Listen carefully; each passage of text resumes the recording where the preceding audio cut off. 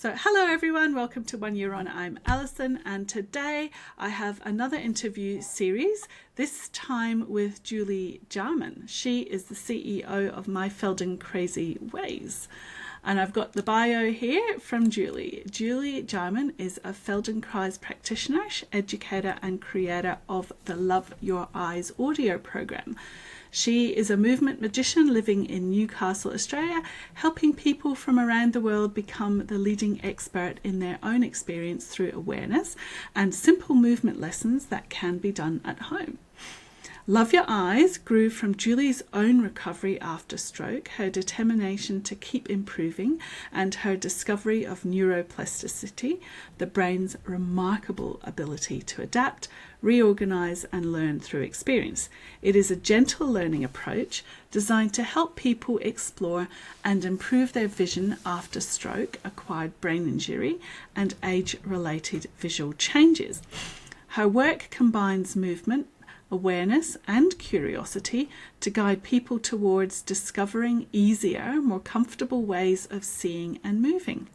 She believes recovery doesn't always require working harder. It often begins with noticing more. Fantastic. So welcome, Julie, to our podcast. Thanks, Alison. Great to be here. Oh, fantastic. So I'm wondering, can you tell us a little bit about yourself, Julie? Yeah, sure. So I'm a mother of 3 beautiful children, a teacher and a learner, a FeldenKrazy practitioner, as you've already said, creator of the Love Your Eyes vision recovery program, and I'm a stroke survivor and lover of life. So I've always loved learning and teaching. I think, kind of a bit of an education groupie. And throughout my career, I've helped people learn through curiosity and through play and discovering what they can do for themselves. So I started out as a classroom teacher and just encouraging students to become happy and confident and independent learners. And then I worked in the federal parliament, loved that, designing innovative and creative ways for kids and adults, anyone, to learn about what's always regarded as a pretty boring subject, and that's how the parliament works. But it was, anything but, and it also taught people a lot about their own agency and power to make a difference.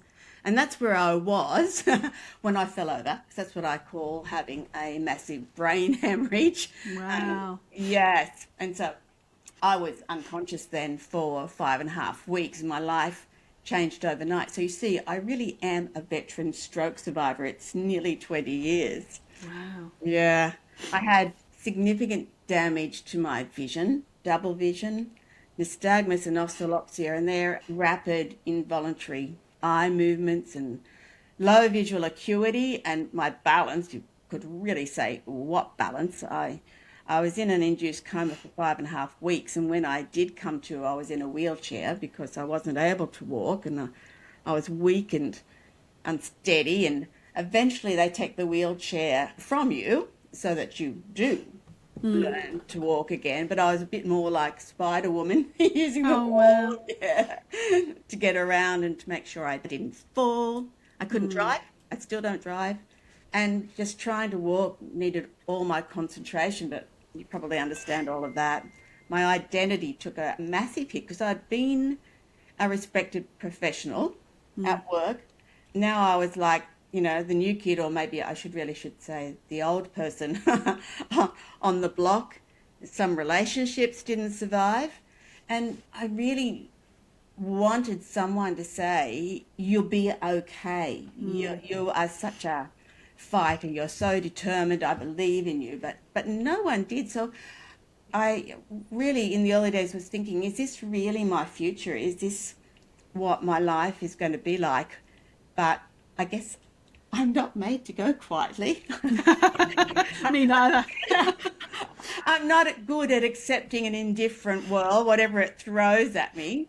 So, I developed a recovery program based on 4 different phases, all the out of hospital phases, starting with recovery at home.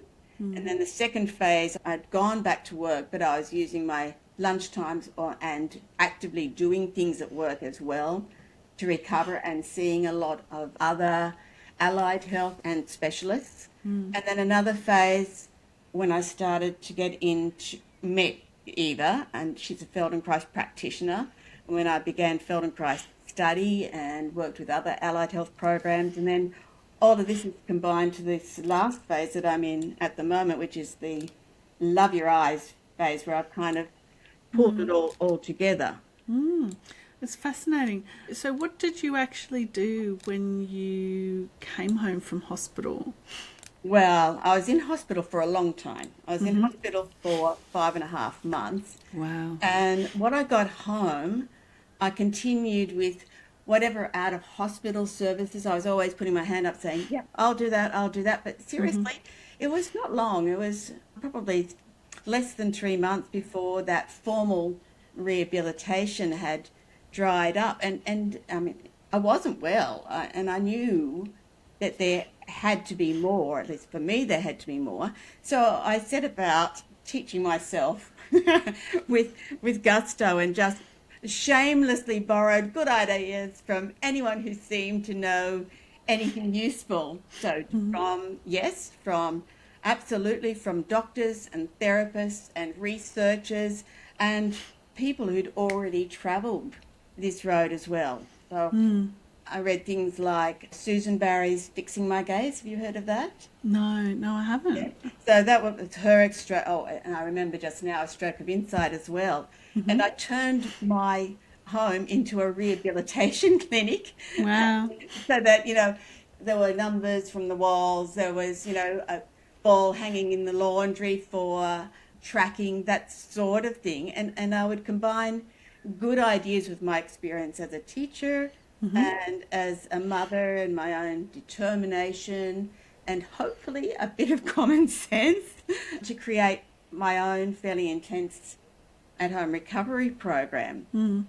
And, doing things like walking while reading at that time was really tricky, and tracking objects. You can use any wall you like and anything from the natural environment just to track. So I'm trying to fuse the double images and squeezing practice into everyday life. Even jumping on the kids' trampoline, which actually became a favourite because it also was this most delicious bed to fall asleep in under the sun. And I was doing a lot of that. If it looked sensible and safe enough, I gave it a go. And I did that actually for a long time. It was really 9 years later. So it's a long time that I am doing all of these things, going about my life as I'm working or I'm on the bus because I'm not driving, and I'm consciously sort of bringing my attention to tracking or to focusing in and out. But anyway, I did run out of ideas and still wasn't completely happy, where I'd gotten to, and I felt that I could achieve more. So at that stage, I was seeing a chiropractor as well, and he suggested I see Eva, a FeldenKrazy practitioner. And that is when everything made another change again, because instead of trying to fix me, FeldenKrazy asked, well, what happens if you try something different? So it was about learning, and it was about exploring and discovering better ways of moving, and not about forcing. And over time, that Feldy journey and my previous at-home practice experience grew into Love Your Eyes. So I don't replace doctors or surgeons or physiotherapists. They are absolutely essential. What I offer is different. I help people become active and enthusiastic participants in their own recovery, using just gentle and safe movement, using experimentation and exploration, and by helping them to decide for themselves what's best for them, they prefer to do. Fascinating. Yeah. So they get what works for their body, their eyes, their life. Well, as we had a chat before we started recording the episode, everybody's stroke is different. Everybody is different anyway. Yes, Isn't yeah. it? The physical repercussions, how they feel about it, what they're willing to do with it. Like this, I say, I wear glasses, obviously, because being productive is so important to me, and doing this type of work is so important that to me is actually a quality of life thing to be able to do it. I might look at things to have less reliance on them in the future, but at the moment I'm wanting to do this. It's fantastic. It sounded like you were on a magical mystery tour. It felt a bit like it sometimes too. But also trying lots of different things. I found that worked for me as well. Absolutely. Absolutely. Well, I'm not a qualified health professional at all. I'm an educator. So it was more important to me to find something that helped me to live better than it was to know what it was that was helping. Yeah. If that makes sense. So what were the biggest challenges you were trying to overcome? And tell me about your success with them. Yeah, well, the brain hemorrhage, it just turned my life inside out. I think that many people think that stroke is mainly about paralysis, and of course, oftentimes it is. But 1 in 3 people experience a vision loss, and that includes me. So my biggest challenges were double vision, nystagmus, the involuntary eye movements. I would, if I was physically or emotionally distressed, I'd feel like my eyes were on a washing machine cycle. One eye on the washing machine and the other eye in the spinner. It was just, Oh, wow. and very unsafe. But that has improved a lot. But the other challenges were things like balance and coordination problems and dizziness. That was frequent. So for a decade, I actively practiced rebuilding my vision and balance, assisted by a diverse team of specialists. And so, like, for example, most days I'd go to the gym, and where a trainer had worked out a program based around what I told him were my priorities. Fantastic. And you know how you're in Canberra. I was in Canberra at the time. Everywhere you go, you're walking on concrete and there's these cracks. So I would be practicing walking along these cracks. And I'd always garden. So I'd come home and I would garden, and then you're in unstable ground.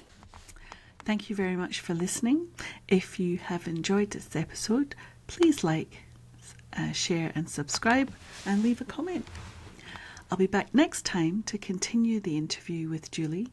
We had such an amazing conversation, over an hour, and I'm going to split it into sections for you to be easily digested. Thanks so much. Bye.